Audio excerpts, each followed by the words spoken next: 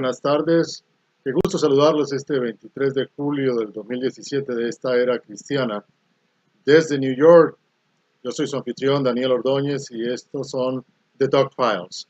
Weekly, desde la Gran Manzana, para hablar en Spanglish, para que nos vayamos entendiendo. Muy bien, hay una frase que se ha vuelto famosa porque resulta impactante y de alguna manera todo el mundo la repite en la calle como parte de la cultura popular. Algo así como cuando Nietzsche o Nietzsche o Nietzsche, como usted prefiera decirle, es citado por las señoras, por las abuelas, las mamás de toda Latinoamérica. Mijo, lo que no mata engorda, que viene de la frase fabulosa de Nietzsche en Así hablaba Zaratustra, aquello que no nos mata nos fortalece. Muy bien, hay una frase que apareció en la novela de Alexandre Dumas, o Alejandro Dumas, para que me entiendan, el papá. Alexandre Dumas Père, o como diría aquí nuestro amigo de Shawshank Redemption. Count Monte Cristo. That's Cristo, you dumb shit. By Alexandre Dumas. Dumbass. Dumbass. Dumas. You know what that's about? You like it. It's about a prison break.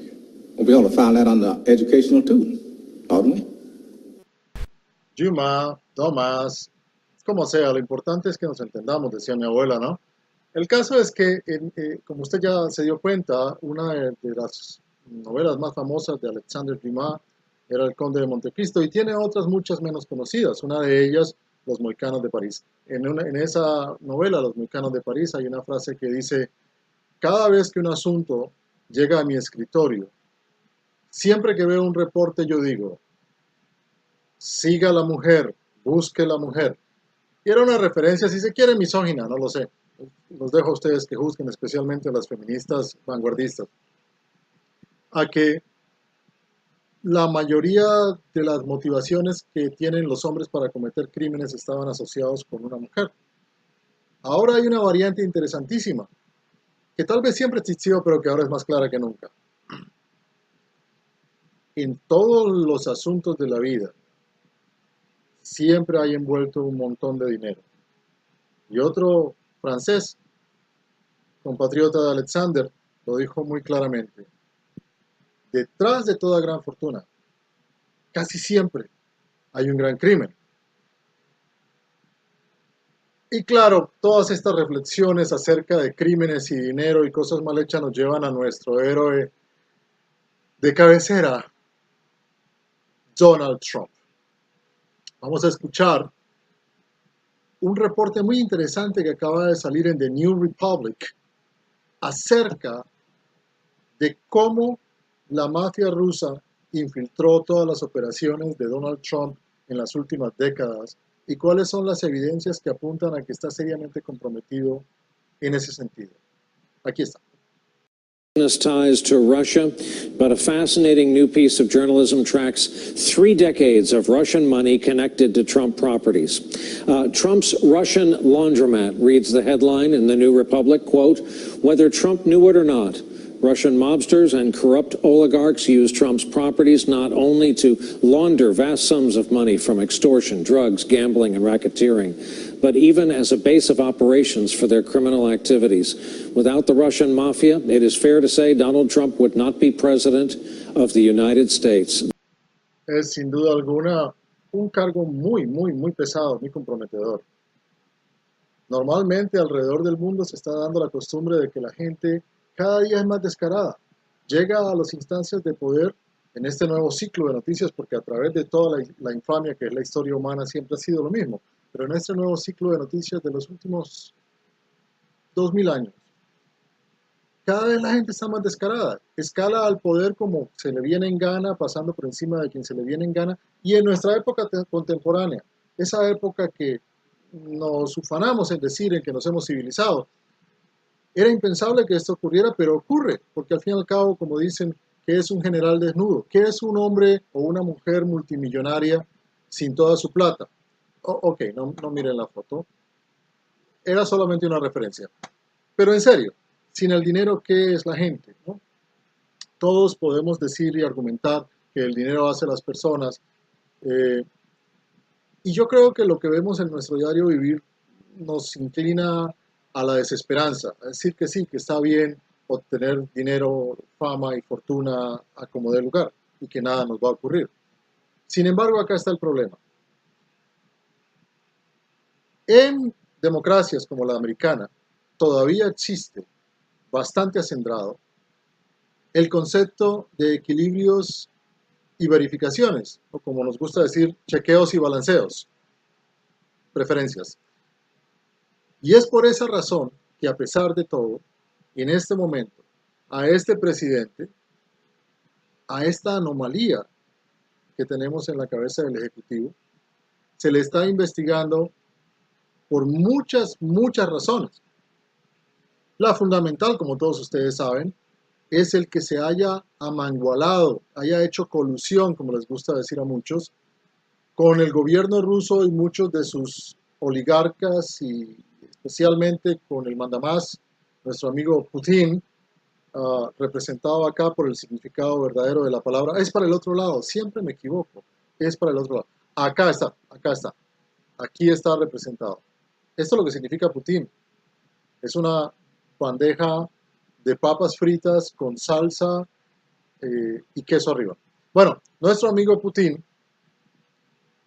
presuntamente por intereses que son ya ampliamente conocidos, como los 500 mil millones de dólares del negocio petrolero con Exxon y para perforar en el Ártico y en otras partes, como todos los problemas que tiene para financiar sus operaciones y mover su economía, etcétera, etcétera.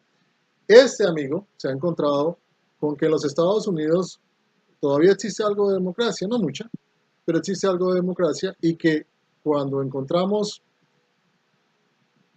cosas que no deben traspasar ciertas líneas las investigamos. Tenemos a Robert Mueller, el agente especial nombrado para investigar la famosa trama rusa. Pero resulta que, como lo hemos venido sosteniendo aquí en este canal, la trama rusa tiene que ver todo con los problemas financieros que arrastra Donald Trump por su falta de genio financiero de siempre. Es todo una gran fachada, una gran pantomima, una gran charada. Y como todos sabemos, una vez que una persona está habituada a vivir de manera extraordinariamente bien, es muy difícil desacostumbrarse.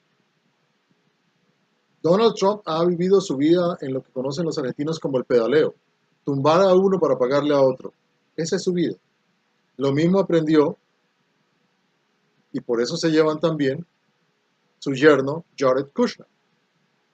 Aquí tenemos una pequeña reseña que nos puede ilustrar mucho. Y póngale mucho cuidado a los antecedentes del padre de Jared, porque no es solamente que el tipo tiene también las mañas de apropiarse de lo ajeno, sino que tiene otras mañitas. Observen. Donald Trump is obviously less poised than his daughter, and Charles Kushner, Jared's father, is also a tenacious businessman with a controversial personality. In fact, both Donald Trump and Charles Kushner have also been embroiled in their share of scandals, with Kushner actually serving 2 years in jail for a series of bizarre crimes, including tampering with elections and arranging to blackmail his own sister. Si escucharon bien, se darán cuenta que el padre de Jared Kushner, el yerno de Donald Trump, esposo de Ivanka Trump, ambos, Jared e Ivanka, asesores del presidente y con oficina en el ala oeste de la Casa Blanca, con acceso a temas de seguridad sensitiva del país. Ese padre de ese señor estuvo en la cárcel 2 años por 2 razones fundamentales. La primera, un problema, oiga bien, un problema asociado con fraude inmobiliario en New Jersey, nuestro estado al otro lado del río Hudson. Y el otro, que es el que me resulta de particular interés, por tratar de hacer fraude en las elecciones. Esta joyita, padre de Jared Kushner, después que fuera acusado por este hombre, Chris Christie, gobernador de New Jersey, que en ese entonces era el famoso Attorney General, fiscal general del estado de New Jersey, y prueba viviente que los cetáceos son seres inteligentes que se pueden comunicar con los humanos y caminan entre nosotros, este señor Chris Christie, con una historia también de pesadilla, por cierto, que no es objeto de esta discusión, lo acusó y de hecho lo hizo ir a prisión por 2 años por fraude inmobiliario y por intentar hacer fraude en las elecciones. Y uno se pregunta cómo no se ve la correlación. Si Jared Kushner fue de hecho la persona a quien se le acredita como haber realmente sido el responsable de conducir toda la campaña electoral de Trump. Kellyanne Conway y los otros amanuenses simplemente fueron los mandadecir. Pero detrás de todo siempre se decía que estaba Jared Kushner, que tiene una compañía, por cierto, que trabaja, sí, en medios digitales. Ese es su negocio. Entonces, poco a poco las piezas se van poniendo juntas. Es muy difícil no encontrar una correlación en todo esto. Pero a medida que se van poniendo juntas, nos vamos encontrando con cosas más surrealistas, porque la mayoría de nosotros tenemos una gran confusión. Esa gran confusión es la siguiente. Nosotros creemos que porque algo tradicionalmente no se ha hecho es que necesariamente es ilegal. Y eso no ocurre así. En las pocas repúblicas que quedan en el mundo que respetan el Estado de Derecho, el rule of law, se llega muy frecuentemente a esa confusión. Lo que es políticamente incorrecto se asume como ilegal. No lo es. Entonces estamos ante esta joya. No lo estoy inventando, escúchelo bien. Cuando Robert Mueller flotó la idea, y de hecho está llevando a cabo esa idea, de indagar sobre las finanzas de Donald Trump y sus asociados, porque dentro de su equipo, desde hace mucho tiempo ya, porque en esta trama un mes, 2 meses suena como a siglos, hay una porción importante de gente, abogados prominentes que se han dedicado toda su vida, oiga bien, a luchar contra el crimen organizado y contra delitos financieros. No por nada Robert Mueller los trajo a su equipo. Ante esa perspectiva, nuestra anomalía naranja decidió salir a la prensa y dar una entrevista a lo que él llama el fracasado New York Times. Y al New York Times le dijo que si Robert Mueller cruzaba la línea de ir a investigar sus finanzas, eso probablemente sería el fin de su comisión especial. Y que él consideraba, ante sí y por sí, que eso no tenía nada que ver con Rusia y que él no tenía derecho a investigarlo. Tenemos a un hombre que es flagrantemente ignorante de la mayoría de las cosas que le atañen a su cargo y además un estrafalario que considera que las leyes son como él las concibe y que por tanto en su periodo presidencial él se puede comportar como el rey Sol, como un emperador que no tiene que responder ante nadie. O sea, se lleva en los cuernos toda la separación de poderes. Para aquellos que no entiendan lo que eso significa, los remito a la Revolución Francesa, ¿no? Acuérdense, la Revolución Francesa, ustedes millennials que tampoco... Además, mire, ¿sabe qué? Google it, ¿ok? La Revolución Francesa, la separación de poderes, las 3 ramas del poder, judicial, legislativa y ejecutiva, para evitar el despotismo que hasta ese momento reinaba en España en cabeza de un bastante cuestionable rey con su respectiva emperatriz. Esa separación de poderes, el Estado de Derecho, que significa nada más y nada menos que el conjunto de leyes por el que todos nos regimos y ante las cuales todos supuestamente somos iguales, no significa nada para el señor Trump. Vamos a ver qué ocurre, cómo amanece el tema. Pero ahora lo que este señor acaba de decir, que es lo que les refiero como surrealista, es lo siguiente, que él ha estado consultando con todos sus asesores acerca de las prerrogativas presidenciales en temas de perdones. Los famosos padres fundadores de este país dejaron inscrito en la Constitución un derecho presidencial bastante discutible, pero la argumentación por la que esos padres fundadores supuestamente lograron inscribir esto en la Constitución es que se hacía por el bien del país para darle un margen de maniobra al Ejecutivo. Yo pienso que con una actitud bastante realista, conocedores de la debilidad de la naturaleza humana y sabiendo que probablemente este país muchas veces, lamentablemente, iba a ser refugio y cuna de forajidos de todas las especies que de alguna manera también tendrían que ver mucho con el devenir de la nación.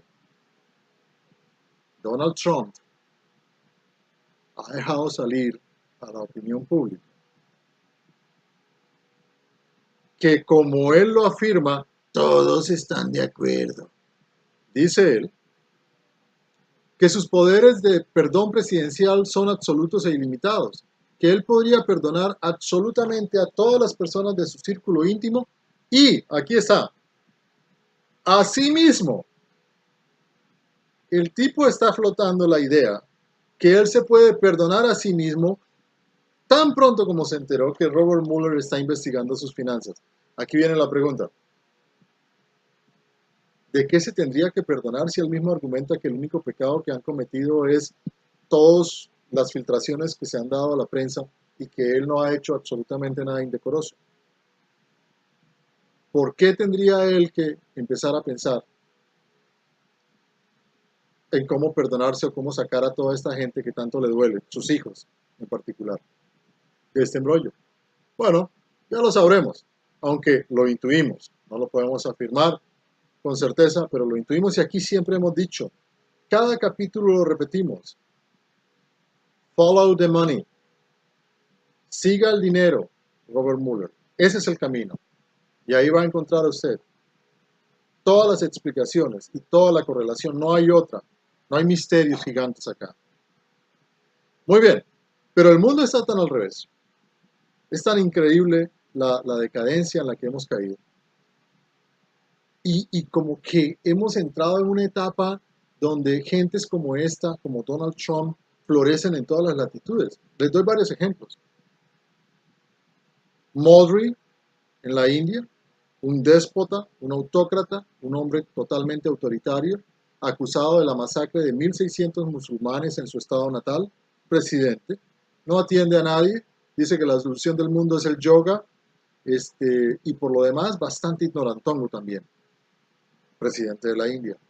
Erdogan, el turco, que hizo una purga ante la cual Stalin debe estar palideciendo y revolviéndose en su tumba de vergüenza. Le quedó como un aficionado. No se sabe a esta hora si se dio un autogolpe de Estado estilo Alberto Fujimori en Perú, o si de verdad hubo un intento de golpe de Estado y las retaliaciones han sido excesivas o siguen siendo excesivas. El hecho es que el tipo tiene a todo el mundo en la mano y agarrado de donde duele más. A la OTAN la tiene chantajeada con el hecho de que es básicamente su aliado más importante en una región muy convulsa del mundo. Ahí la puerta entre Europa y Asia, y que es básicamente la compuerta que detiene el extremismo. A los europeos los tiene totalmente chantajeados con el tema migratorio. Lo han comisionado y le han dado miles de millones de euros para que sea quien se encargue de ser el cancerbero, el que ataje los miserables desarrapados que huyen de la guerra siria y de muchas otras cosas. Y en virtud de eso, hace lo que se le da la gana. Nadie se atreve a cuestionarlos por sus violaciones de derechos humanos, ni por sus ataques de todo orden, ni por sus desplantes. Va por toda Europa y dice lo que se le da la gana. Otro más. ¿Seguimos? Otro más. Nicolás Maduro en Venezuela, del que vamos a hacer un análisis un poquito más profundo enseguida. ¿Quiere alguien más? Están los tradicionales. El amigo Castro en Cuba, Danielito Ortega en Nicaragua, el fiasco del Frente Sandinista de Liberación Nacional que ahora ha convertido a su país en una triste parodia de fanatismo religioso mezclado con fundamentalismo supuestamente político. ¿Por qué tenemos este tipo de personajes ahora a cargo de nuestras democracias? Las excepciones son muy pocas. Y claro, falta el hombre más poderoso del mundo, Vladimir Putin. ¿Qué está pasando? Es simplemente, y debería serlo, seguramente lo es, un ciclo más de nuestra perversa, infame historia, o estamos llegando a un punto culminante donde finalmente vamos a hacer catarsis y revertimos a las monarquías absolutas y despóticas que nos gobernaron por mucho tiempo. Nos encaminamos hacia un estado abiertamente feudal, un gobierno mundial de déspotas en el que solamente haya amos y esclavos. Yo no, no veo, no entiendo muy bien cómo es que la gente no se da cuenta de esto. Está tan mal el mundo que Donald Trump acaba de referirse a la crisis venezolana que tanto nos duele de una manera increíble. Acaba de decir que, oigan bien estas palabras, Nicolás Maduro es un hombre que aspira a ser dictador, que no respeta el Estado de Derecho, que se burla de todas las normas establecidas y que masacra a su propio pueblo y a los más débiles de su nación. Donald, aquí hay un video donde el tipo nos habla de eso y la verdad es que causa risa, pero es indignante.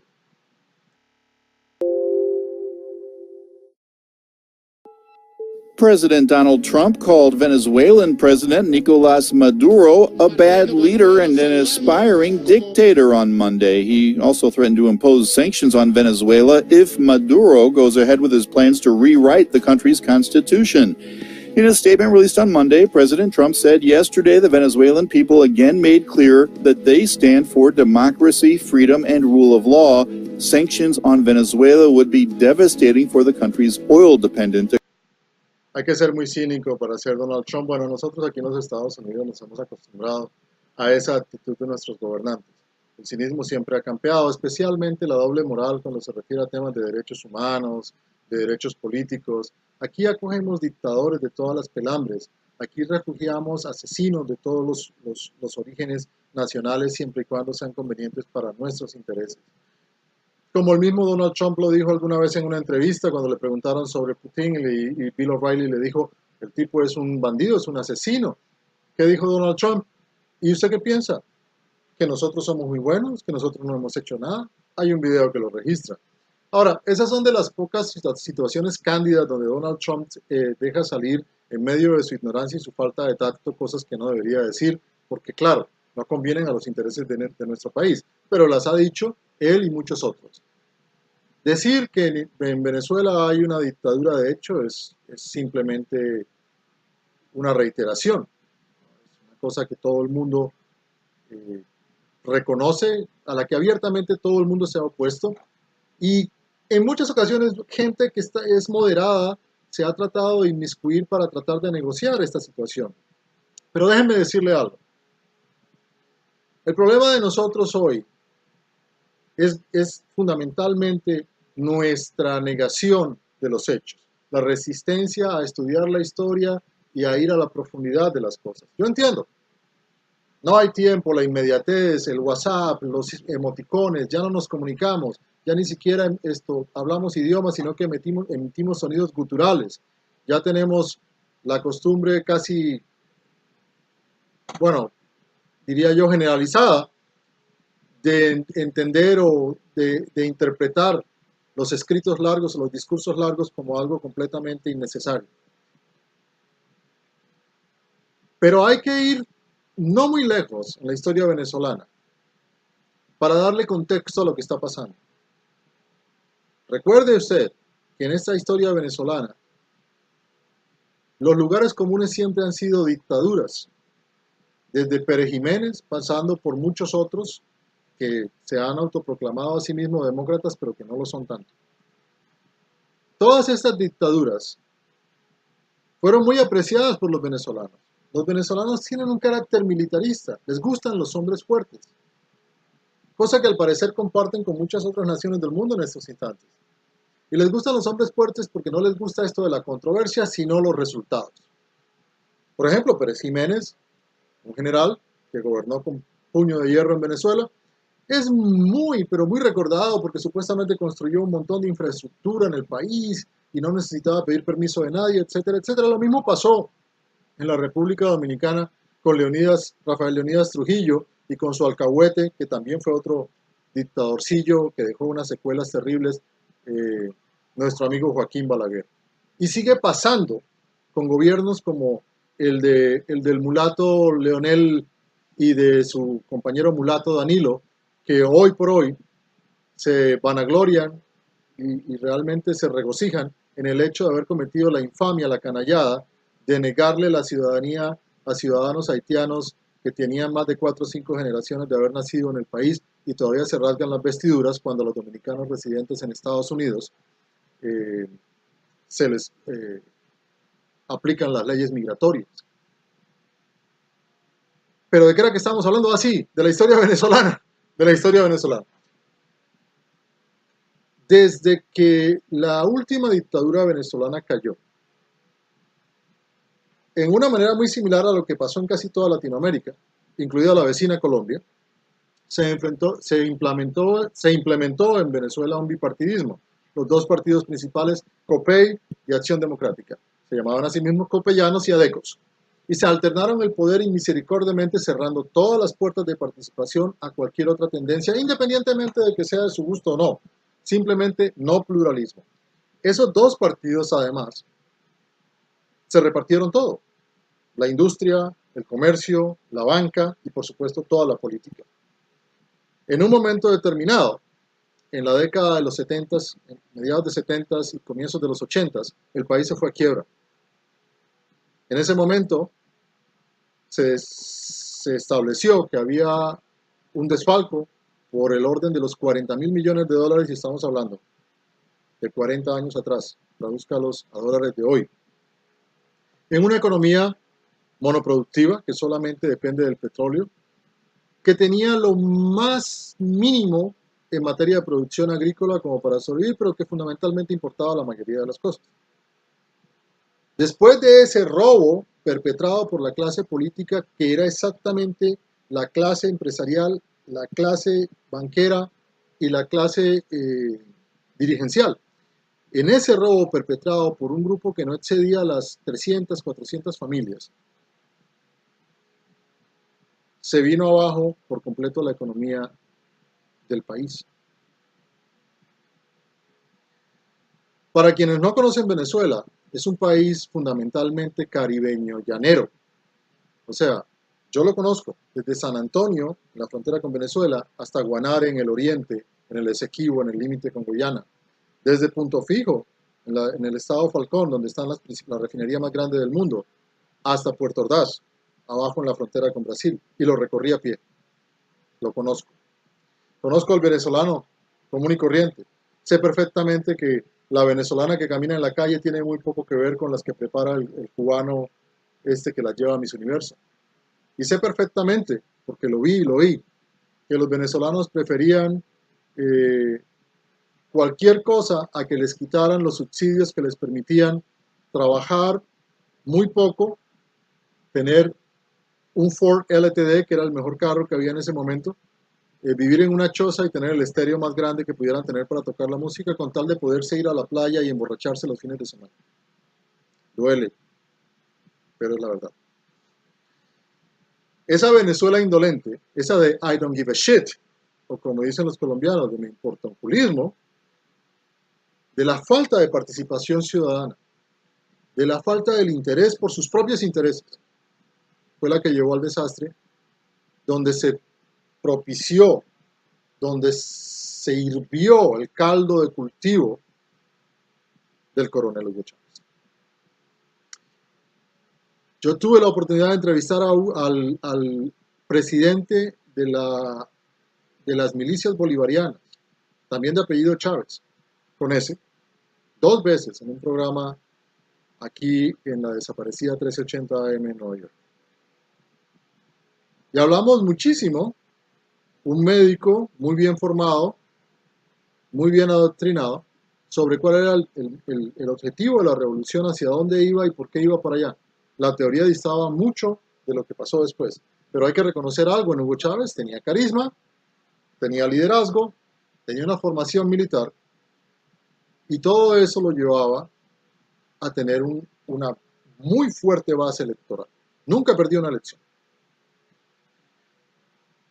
Desafortunadamente, ese carácter despótico y ese afán de todos nosotros por seguir siendo niños, repito, por eso es que nos encantan las películas de Marvel y de DC, donde hay superhéroes, hombres y mujeres con los calzoncillos y los calzones por fuera, que supuestamente nos van a defender y nos van a salvar de nuestras responsabilidades. Lo diré una y mil veces. Por eso nos encanta. Por eso creemos en amigos imaginarios y creemos en seres del más allá.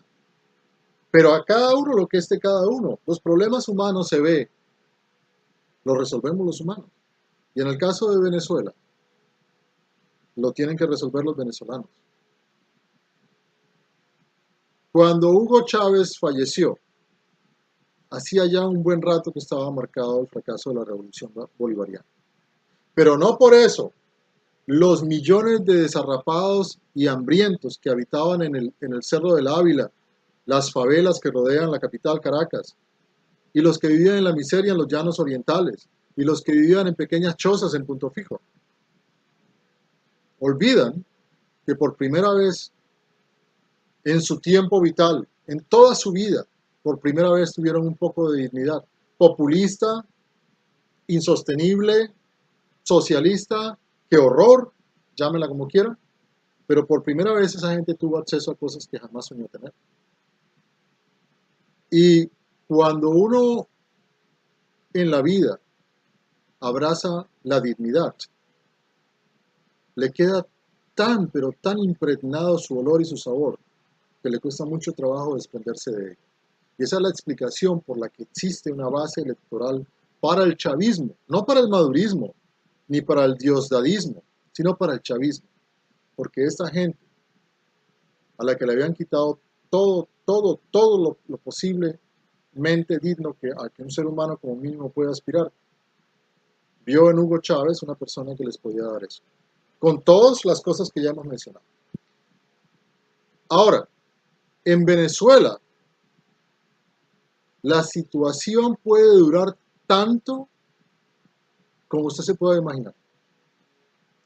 Para la muestra un botón, la vecina Colombia duró 50 años en guerra, y los militares y el Comando Sur de los Estados Unidos y los políticos cubanoamericanos barateros y metiches, populistas, aprovechados y oportunistas de Miami, y toda la gente del Departamento de Estado que maneja la rama latinoamericana, más los capataces colombianos, se empeñaron en mantenerla porque todo el mundo estaba haciendo muy buenos negocios, porque le convenía a todo el mundo mantenerlo de esa manera, y siempre manteniendo la ilusión que existía un Estado de Derecho, que solamente había una anomalía de unas personas que no importaban. Finalmente la guerra ha terminado. Ahora viene la implementación de la paz en Colombia, pero fueron 50 años donde en Colombia morían víctimas de la violencia decenas de miles de personas, siempre, muy establemente. ¿Quieren los venezolanos eso para su país? Estoy seguro que no. Debe continuar o debe permitírsele a Maduro, a Diosdado, a los generales corruptos, a los boliburgueses que se enriquecen y se enriquecieron con todo el desorden que ocurrió después de la revolución bolivariana de Chávez. No.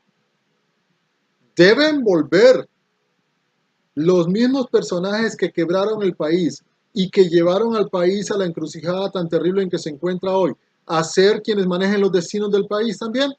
No.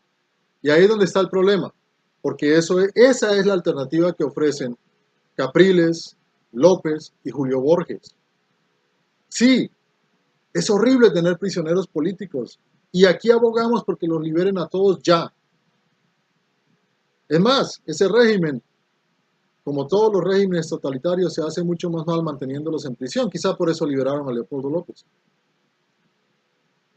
Pero no es cierto que la solución a los problemas venezolanos y a los 30 millones de venezolanos casi que existen sea volver a poner esta aberración que es el bipartidismo adecopopeyano, con los mismos, ni siquiera es que haya nuevas caras, las mismas personas y sus descendientes y sus familias, todos listos a tomarse el país de nuevo, para cambiar de verdugos.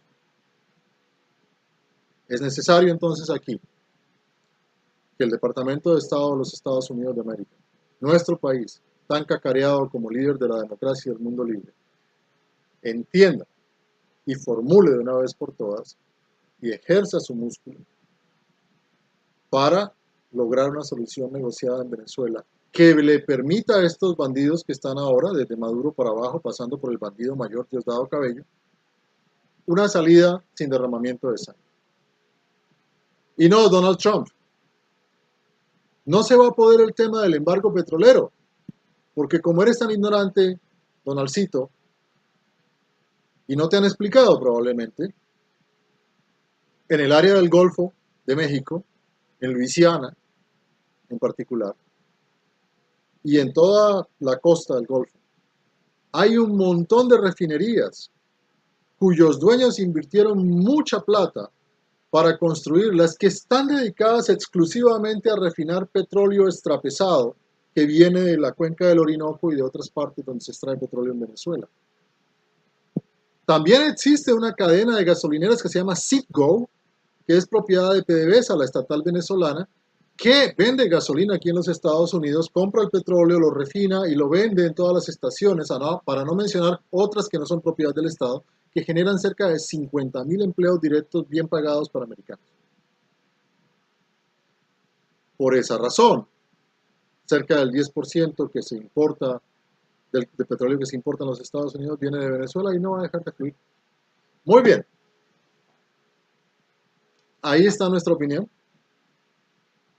Vamos a ver si Marco Rubio, Ileana Ros-Lehtinen y toda la mafia de cubanoamericanos de la Fundación Cubanoamericana y del exilio cubano que existe en Miami, no lo digo porque estoy repitiendo las palabras de Castro, es que son una mafia fea.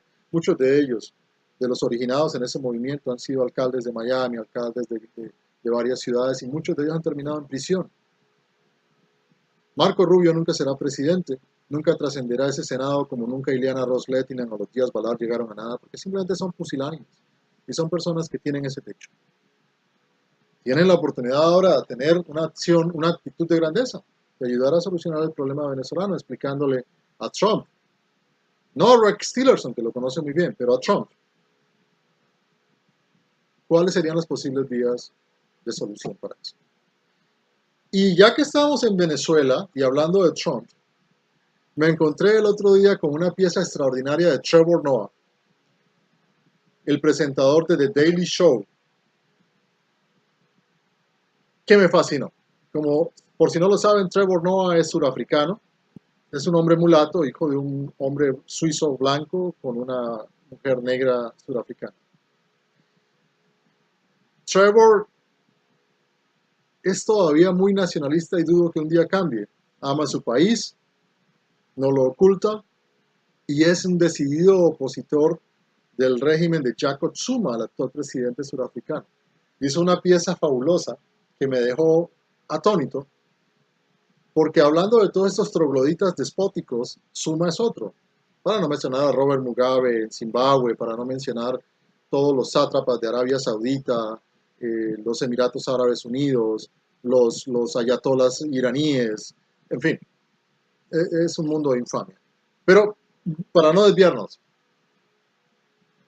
hizo un paralelismo Trevor entre Donald Trump y Jacob Zuma. Las coincidencias son sorprendentes. They're amazing.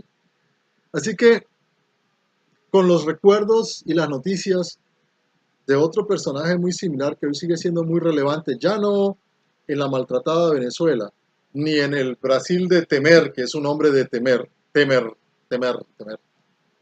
sino en la vecina Colombia. Y nos dimos a la idea de analizar los paralelos entre un personaje y otro, a raíz de que Ese personaje colombiano recientemente cometió otro de sus increíbles exabruptos muy similar a los que comete a diario Donald Trump acá. Y nos llamó muchísimo la atención. Hicimos un poquito de investigación, encontramos un paralelismo, se los vamos a ofrecer en video acá, disfrútelo. Regañó a Henao por la forma como se defendió. Gran paradoja antiética. De un lado, el expresidente Uribe permite que lo abrace un condenado por acceso carnal violento a una menor. Y del otro, califica de violador de niños a un periodista crítico suyo y de conducta intachable. About the southern border. Lots of sun, lots of heat. We're thinking about building the wall as a solar wall, so it creates energy and pays for itself. Solar wall panels, beautiful. I mean, actually think of it. The higher it goes, the more valuable it is. It's like pretty good imagination, right? Good.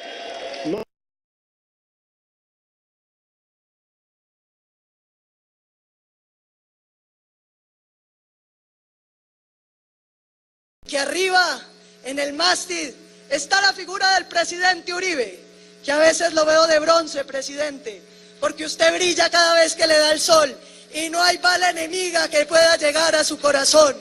Usted representa ese mástil que nos llena y nos inspira y nos mueve. Talking about letting him be himself, letting him express his full identity. I think he's got some of the best political instincts in the world and perhaps in history. Y haciendo de Paloma Valencia y Anthony Scaramucci ejemplos arquetípicos de lo que significa ser lameculos en este mundo, los dejamos hasta la próxima semana. Ojalá que podamos hablar de cosas más agradables entonces. Que la pasen bien.